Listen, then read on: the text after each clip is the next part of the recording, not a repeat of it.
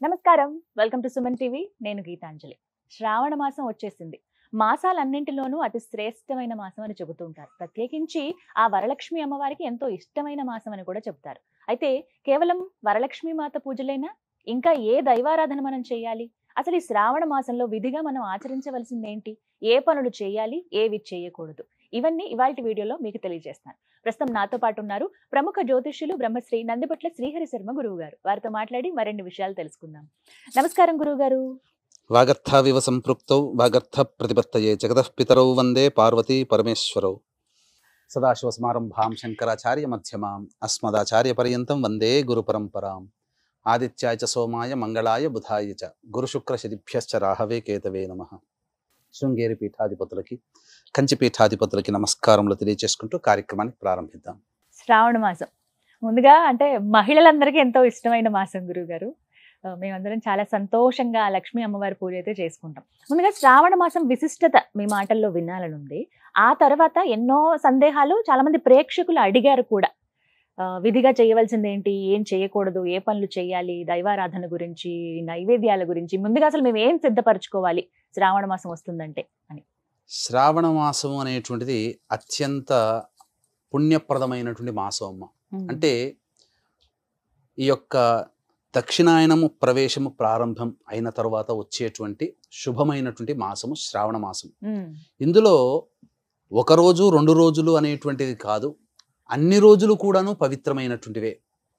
ఇందులోనే మనకు ఈ కలియుగానికి గురువైనటువంటి జగద్గురు అయినటువంటి శ్రీకృష్ణుల వారు జన్మించినటువంటిది, అలాగే సాక్షాత్తు సరస్వతీదేవికి గురువైనటువంటి హయగ్రీవుని యొక్క జన్మదినము, శ్రీకృష్ణుల వారి జన్మదినము, ఇలా చెప్పుకుంటూ పోతే అనేకమైనటువంటి పుణ్యతిథులు కలిగినటువంటి మాసము, నోములకి వ్రతాలకి నెలవైనటువంటి మాసము. ఇంకా మనకు శాస్త్రకారులు ఏం చెప్పబడి ఉందనంటే, వసంత ఋతువు రాగానే అంటే ఉగాది ప్రారంభమైన తరువాత ఆకులన్నీ కూడాను రాలిపోయి చిగురిస్తాయి, అంటే బాల్య రూపాన్ని పొందుతాయి వృక్షములైనవన్నీ కూడా. ఈ శ్రావణ మాసానికి వచ్చేసరికి నిండుగా యవ్వనం ఉన్నట్టుగా ఉంటాయి. అందుకని దీని యొక్క యవ్వన మాసం అని కూడా చెప్తారు. అంటే నిండైనటువంటి మాసము, పరిపూర్ణమైనటువంటి మాసము అని అర్థం ఇక్కడ. అంతేకాకుండా మనకు ప్రధానంగా ఈ ఏ దేవత ఆరాధన చెయ్యాలి అనేటువంటి ఆలోచనలు కూడా చాలా మందికి ఉంటాయి.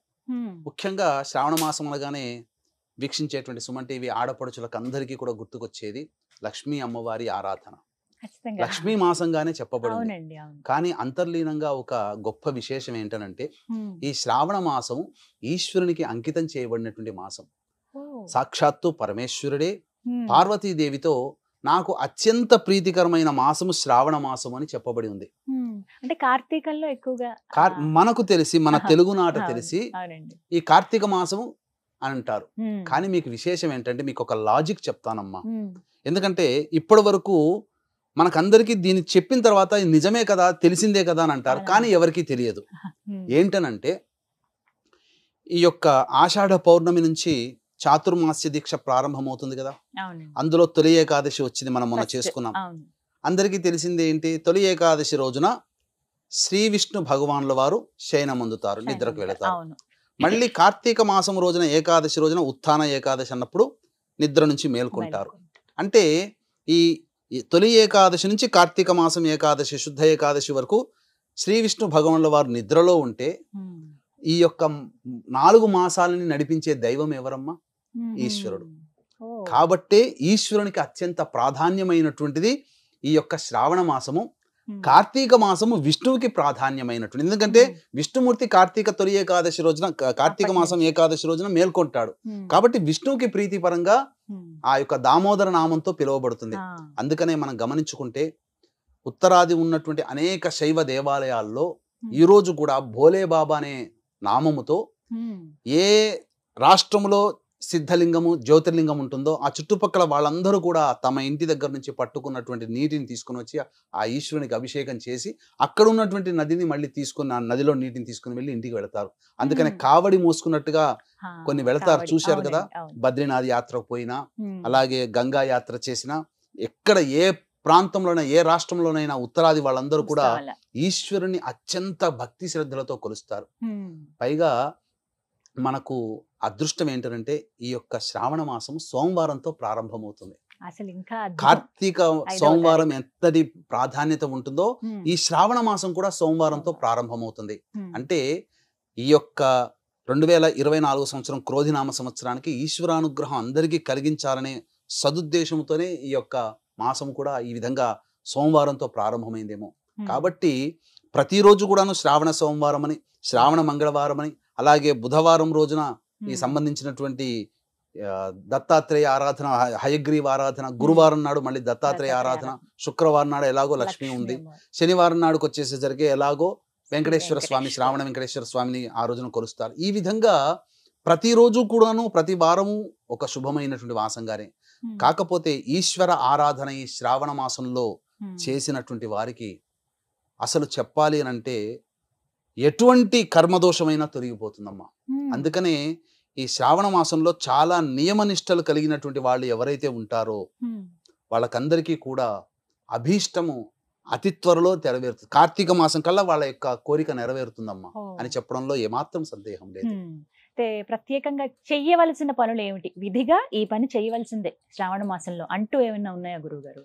శ్రావణ మాసంలో పాటించాల్సినటువంటి నియమాలు, ఎవరైతే ఈ శ్రావణ మాసాన్ని అత్యంత పుణ్యప్రదముగా భావిస్తూ ఈ శ్రావణ మాసమంతా కూడా పూజ చేసుకొని నిత్య నైమిత్తిక కర్మలు, అంటే ప్రతిరోజు మనం ఆఫీస్కి వెళ్ళాల్సినవి అన్ని ఏం వదులుకోని అవసరం లేదు, గొప్పగా గంటల కొద్ది పూజలు చేయాల్సిన పని లేదు. కానీ సాధారణమైనటువంటి నియమాల్ని పాటిస్తూ ఈశ్వరానుగ్రహాన్ని గనక పొందినట్లయితే ఈ మాసంలో వచ్చేంత పుణ్యమైనటువంటి ఫలితము ఏ మాసంలో రాదమ్మా.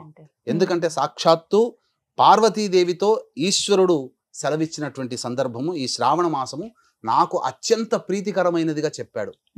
కాబట్టి ఈ శ్రావణ మాసము ఆదివారం అమావాస్య 4వ తారీఖు రోజున అయిపోతుంది, 5వ తారీఖు రోజున ప్రారంభమవుతుంది. పొద్దున్నే శుచిర్భూతులై ఇంట్లో ఇల్లంతా కూడాను చక్కగా మంచిగా శుభ్రంగా కడుక్కొని. ఒక చిన్న సందేహం గురుగారు, అమావాస్య ముందే శుభ్రపరిచేసుకోవాలి. ఎందుకంటే శ్రావణ మాసం వస్తుంది అని అంటే చాలా మందికి ఏంటంటే అప్పుడు బూజులు దులపటం కానీ, అప్పుడు ఇల్లు శుభ్రపరచుకోవటం కానీ, కడగటం ఏవేవి చేయొద్దు, ముందుగానే సిద్ధం చేసుకుందాం అంటారు. ఎప్పుడు శుభ్రపరచుకోవాలంటే చేసుకోవచ్చమ్మా, శనివారం రోజునైనా, అమావాస్య ముందైనా చేసుకోవచ్చు.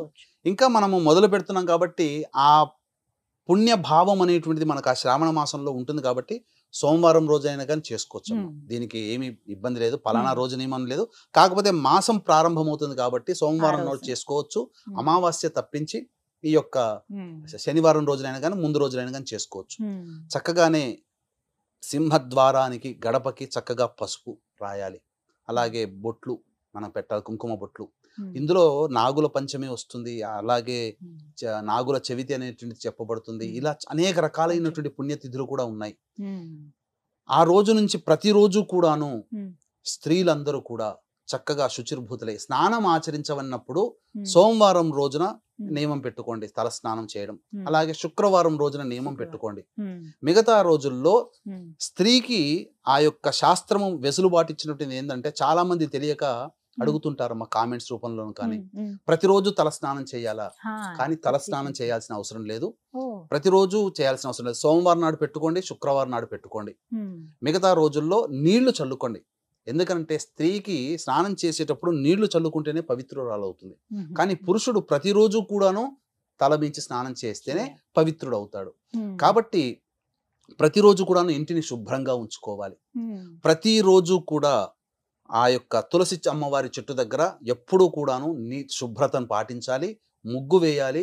అక్కడ ఆ ముగ్గు దగ్గర ఆవు నేతితో దీపారాధన చేయాలి, మళ్ళీ ఇంట్లో కూడా దీపారాధన చేయాలి. ఇక ఆ ఇల్లు ఎప్పుడు కూడాను సుగంధ భరితముగా ఉండాలి. అంటే ధూప దీపములు వేయాలి, ఖచ్చితంగా ధూపం వేయాల్సిందే ప్రతిరోజు కూడా ఇంటిలో. ఆ ఇంట్లోని వారు అవకాశం ఉంటే, శక్తి ఉంటే, ఉండగలిగేటువంటి స్థైర్యం ఉంటే ఆ నెల రోజుల పాటు బ్రహ్మచర్య వ్రతాన్ని మరియు నేల మీద పడుకునేటువంటి స్థితిని కనుక పాటించుకుంటూ ఉండి ప్రతిరోజు కూడా శివనామ స్మరణ చేయండి. ఓం నమ శివాయ అని కాకుండా శివాయ నమః అంటే సాక్షాత్తు శృంగేరి పీఠాధిపతులే ఓం నమ శివాయ అనేటువంటిది ఈ యొక్క ప్రణవ బీజంతో కూడుకున్నది, ఉపాసన చేసేవాళ్ళు చెయ్యాలి. కానీ మరి సామాన్యులైనటువంటి వాళ్ళందరూ కూడా అందరికీ ఉపాసన ఇవ్వరు కదా, ఉండదు కదా.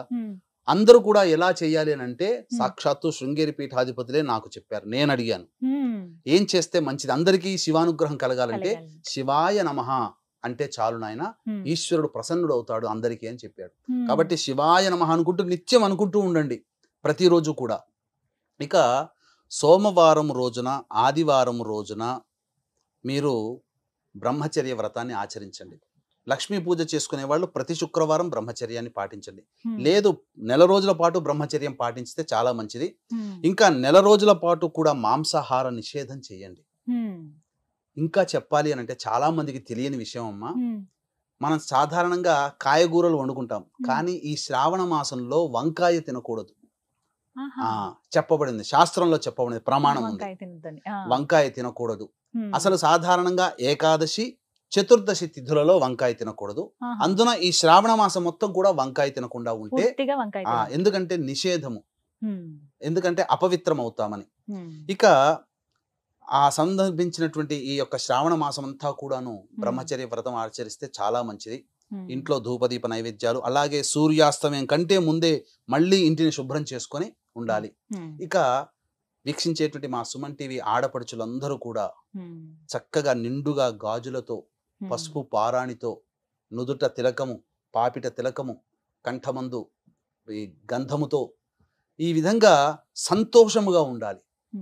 అట్లాగే మా ఇంటి ఆడపడుచులందరినీ కూడా సంతోషంగా ఉండబెట్టేటువంటి బాధ్యత వీక్షించేటువంటి సుమన్ టీవీ పురుషులదే, సుమన్ టీవీ ప్రేక్షకుల్లో పురుషులదే. కాబట్టి స్త్రీమూర్తిని శ్రావణ మాసంలో ఇంటి భార్యనైనా కానీ, అలాగే చెల్లెలనైనా కానీ, కన్న కూతురునైనా కానీ, కోడళ్ళనైనా కానీ ఆడవాళ్ళని బాధ పెట్టకండి. ఎప్పుడూ చిరునవ్వుతో ఉండాలి, సంతోషంతో ఆడవాళ్ళు ఉంటే ఈ శ్రావణ మాసంలో లక్ష్మీ కళ తాండవిస్తుందమ్మా. కాబట్టి సంతోషముతో అన్ని చేసుకోవాలి. మీరు వంట చేస్తున్న శివనామ స్మరణ చేసుకుంటూ చేయండి.